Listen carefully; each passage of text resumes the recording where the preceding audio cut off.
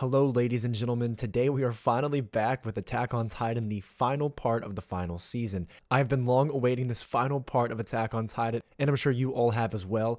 All the websites I initially went on, including Hulu, Crunchyroll, Funimation, they were all crashing, so clearly there's a giant demand for Attack on Titan, and for all good reason. So we're starting this new video series today where we just do a very quick recap of the episode of Attack on Titan that airs for this week. Because for me, I feel like Attack on Titan is slightly more complex, and at times I feel like I have to rewatch an episode just so I can have full understanding of what's going on, because there's so many characters, so many moving pieces. So guys, let's talk about what happened in the episode titled Judgment today. So the episode starts off and we're caught up to what happened with Levi. Levi looks on the brink of death, and in fact Zoe has Levi in her arms and she says that Levi is dead, but obviously I think narratively we know that Levi, it wouldn't make a lot of sense for him to die in this story, you know, within any anime and any show in general, unless we see their body completely without any sign of life, without any sign of hope.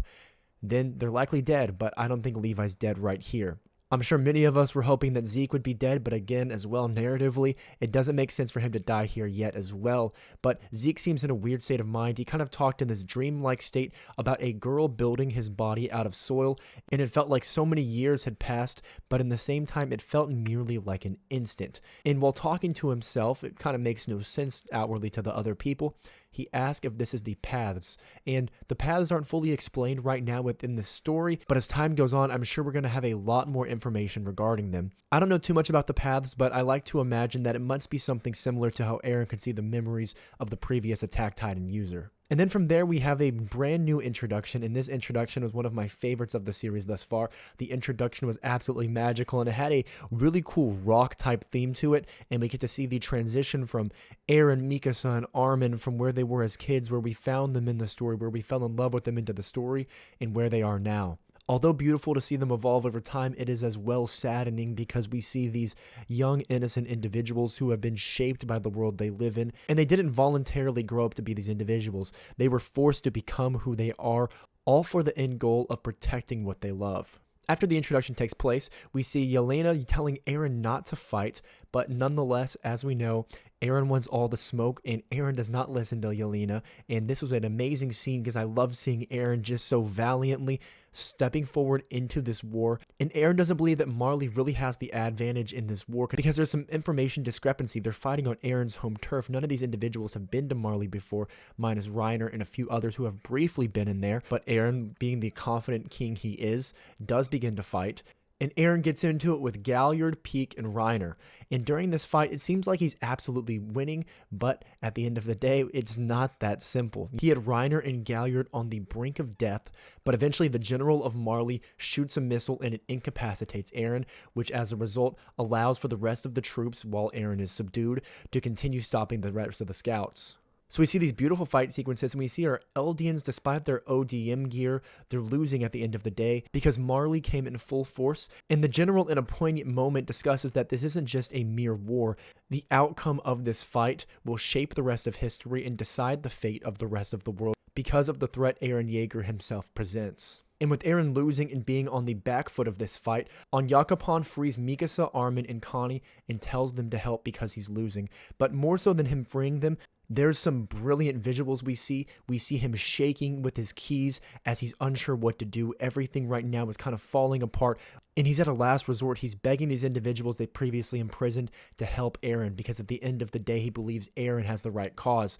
And obviously, Connie was the very first one most upset with this as he questions why the hell they would help them after they were imprisoned. But we learned that the volunteers did not know the initial plan, so he was negligent in his actions, but also he couldn't go against Yelena because then he would lose his own life. And again, Connie questions why they would help Eren after everything like that. Eren's no longer his ally, but Armin pleads to them that they don't know Eren's true plan, that the Eren he knows, the Eren he loves, would never intentionally try to euthanize their people. And Onyakopon also says, why would he as a volunteer as well want to euthanize Eldia if he believes Eldia is the future? It would make no sense for them to risk their lives all to just save Eldia, who would never even have a future, because as we know, the way futures exist within society, you need to have kids, you need to have the next generation. And Armin talks that Eren's true plan isn't that at all. He's merely using Yelena and Zeke in order to save everyone he loves and cares about. It's also stated that Zeke and Eren need to make contact so the rumbling can be presented to the rest of the world. And if the rest of the world sees this rumbling take place, then perhaps for the next 50 plus years, Paradis will be safe from being attacked by Marley and the rest of the world. I am so excited to see the rumbling in full action, as I'm sure it's coming soon. And after all this dialogue, the episode ends with Eren still taking damage. And one of the interesting parts about this fight, although it seems Eren is losing because he's fighting so many people all at the same time without very much help at all, we have yet to see inside the attack titan that Eren is in, and every time I notice that we see Eren within his attack titan, we see those green eyes, we see that steadfast face, that's whenever he takes over in the fight and ends up winning. So I'm sure next episode we're going to see a glimpse back into the attack titan as we just see the external right now, and see that in fact Eren is in full control during this fight, and we have nothing to fear. This episode was an absolute heater, and it did not disappoint, and it didn't even remotely wait around to get to the action and get to the fights. I fell in love with Attack on Titan years ago, and I'm glad to do these episode recaps. So this is a brand new series, so I'm unsure on what you guys will think of it, but if you enjoy something like this of just a brief recap and me just kind of rambling on and breaking down some of the things that happened in this episode, let me know in the comment section, and let me know for this series specifically what things I can improve on. As always, guys, I hope you are having a beautiful day and you watch the Attack on Titan episode more than once. As always, be greedier, and I will catch you all next time.